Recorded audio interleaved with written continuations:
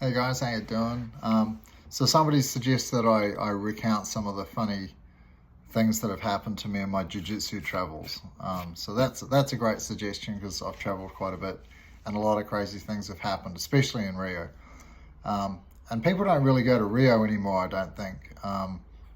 Back in the day, I guess it was for like judo guys or karate guys traveling back to Japan, to the home of their art. And I think it's kind of sad that people don't see going to Rio and Brazil and stuff like that as kind of an option anymore. I guess it's just so easy to go to San Diego or LA or somewhere else where everyone speaks English. But back in the day, everything happened in Rio. The World Champs are in Rio every year. And so every year I would go over for 3 or 4 months and train before the Worlds and then do spectacularly poorly and and then come back with a bunch of great stories. And so, well, even the first story of going over the very first time, I'll might as well just start there. So I, in preparation for going over, coincidentally, the City of God was was playing at a small movie theatre in Melbourne in the CBD. So I thought I'll go along and see that. I'd heard great things about the movie, and all it did was terrify me. So I went to see it like 3 times in a week. I don't know why, but I did. And I was like, man, if Rio's like this, everyone's just shooting each other. It's like the Wild West. This is crazy.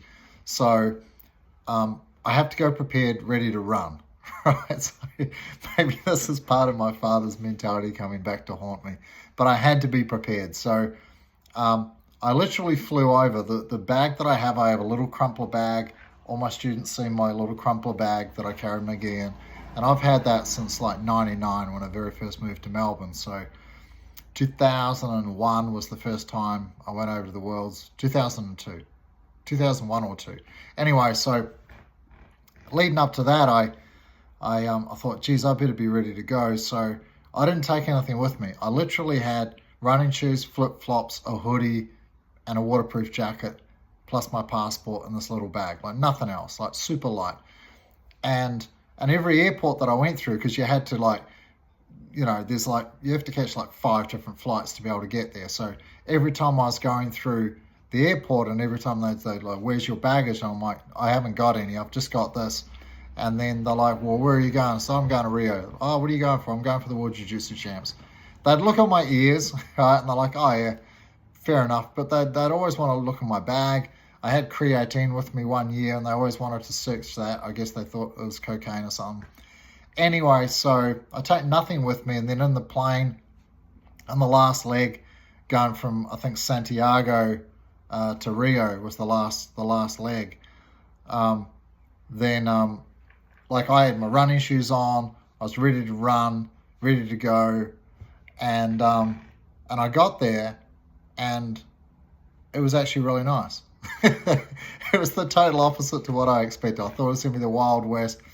I thought it was going to be like gangs and muggings and craziness, which I'd seen in New Zealand in small towns and stuff like that a bit.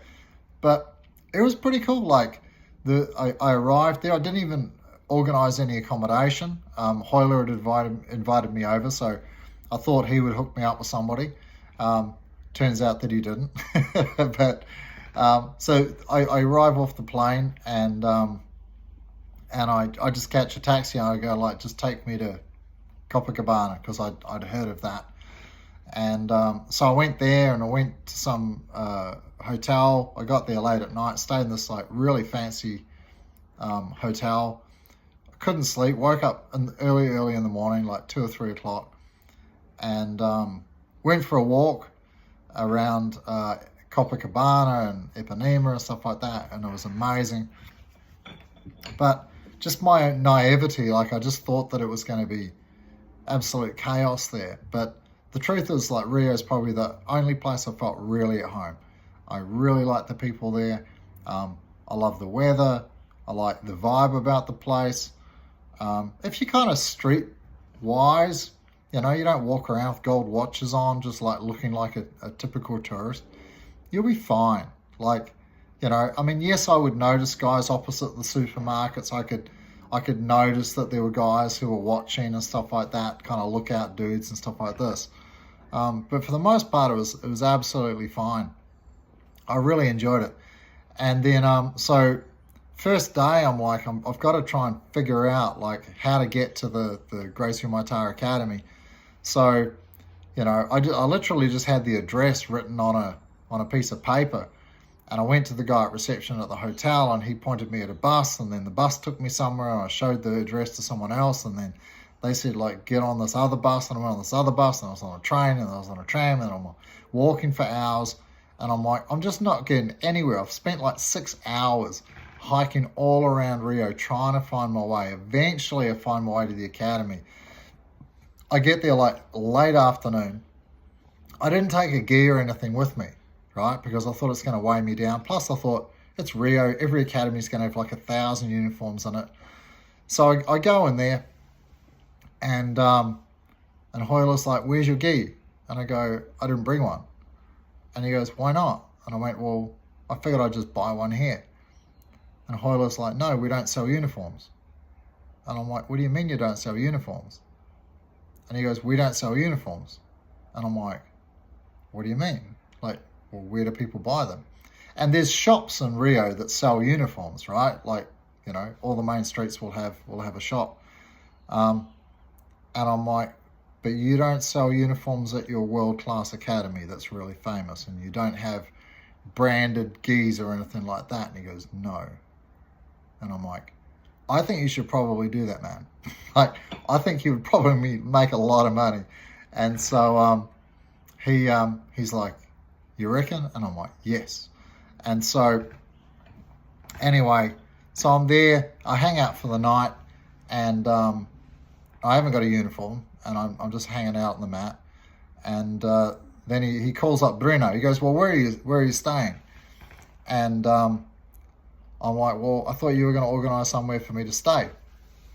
He's like, no. And I'm like, oh, well, you invited me here. And he goes, no, but I wasn't thinking you were going to come and stay with me. Like, I thought you would organise something. I'm like, no. So anyway, he goes, I'll call someone. And he calls this guy, Bruno Savac, who's become a very good friend of mine. Shout out to Bruno. And so Bruno's a very interesting character. He's like a 6th-degree black belt, maybe 7th or something now, under Hoyler. He's trained with Helio and Hoyler his entire life. And so anyway, so then Bruno turns up to the academy, and he's like, where's your gi? And I go, I haven't got a gi. And he goes, how come you haven't? And I keep having the same conversation all the time. And then Bruno ends up taking me home, and I end up staying there for months. But one of the, I mean, there was always stuff going on. Bruno, his nickname is like Street Cat, so he's always got stuff going on, right? And there's always like some plan that he's hatching or whatever. And so anyway, I don't know where to start. There's so many stories. We went to an MMA place, an MMA fight, a Vale-Tudo fight night, and so I don't know if you remember, but in Gracie's in Action, there's a guy with like dark curly hair who ends up fighting one of the Gracie fighters. And he only agreed to be on the video if they blacked out his face. So they put this big black dot on his face the whole time he was fighting. And of course it did the opposite, because everybody wanted to know who was the guy with the black face, right? With this black dot. And so he became very, very famous, ironically, because of that. Everyone wanted to find out who he is. Anyway, so he started like these Vale-Tudo nights or events. And I think it was one of his events. So we go there, and I'm sitting in a line, me and Bruno and Hoyler. I don't think Helio was there. Maybe Horace. There was a few of the Gracie clan there. Anyway, so we're watching this event, and it's pretty packed. There's thousands of people there. It's very, very hot. Everyone's sweating a lot. It's a crazy environment. People are drinking and still carrying on. Anyway, so there was this person, Cyborg, that was fighting. I don't think it was the Cyborg, like the jiu-jitsu guy. Could have been. There's probably a few of them. So anyway, during the fight, it's getting near the end of the fight, I guess, and I guess soccer kicks were illegal, right? Or legal. I guess you had to work out in the contract what was legal and what wasn't. Anyway, this guy ends up standing up and then dropping this guy. The guy goes to get up, and he soccer kicks him right in the head. Yeah, like, couldn't got a cleaner knockout, right? It was just the guy was on all fours, just kicked his head off. Anyway, the whole crowd goes crazy, right? There's all this yelling and screaming, and then people start jumping into the cage, and then more and more and more people keep jumping into the cage, and then literally the whole place just goes nuts. And Bruno just puts his hands on my leg, and he goes, "Just stay here, don't move." And people are literally jumping over us, diving over us. They obviously knew who was here. They're jumping over our heads and landing on people in front to clamber over the cage to fight in the middle of the cage. And it was absolute chaos. And this went on for a few minutes, and then they just killed all the lights. I went to a few of these events, and the same thing kind of happened. And their way of fixing it is just to turn all the lights off, which is crazy if you don't know it's going to happen, right? So I'm sitting there, and then the place goes totally black.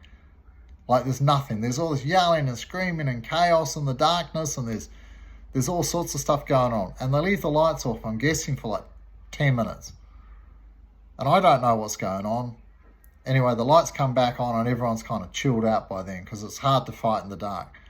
And then that's like their way of managing crowd control at an event like that. And it happened a few times. We went to a few events, same thing happened, turn the lights off, and it kind of kills the whole thing. So that's that's one of the things that happened while I was over there.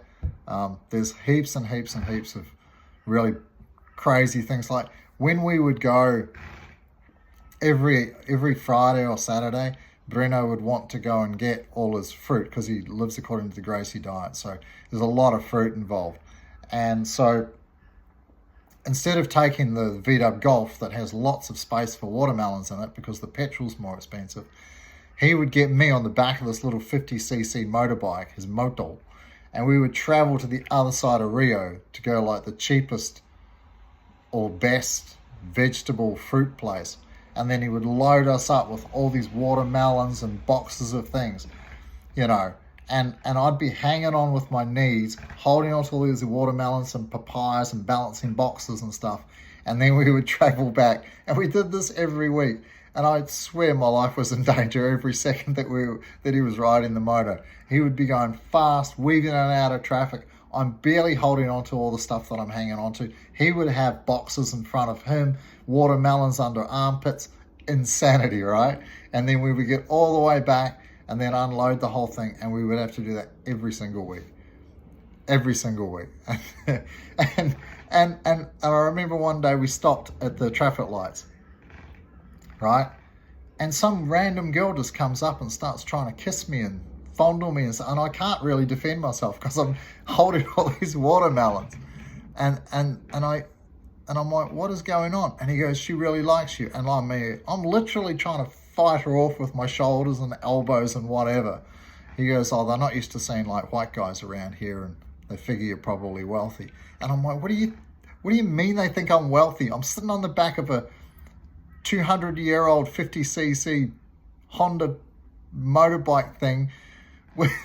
It's got to be 100 years old, and I'm sitting there holding watermelons and papaya and boxes and all, and I'm supposed to be, that's how I look like I'm wealthy, and it's just crazy. Anyway, there's 100 stories, and I'll endeavor to tell some more. Cheers, bye.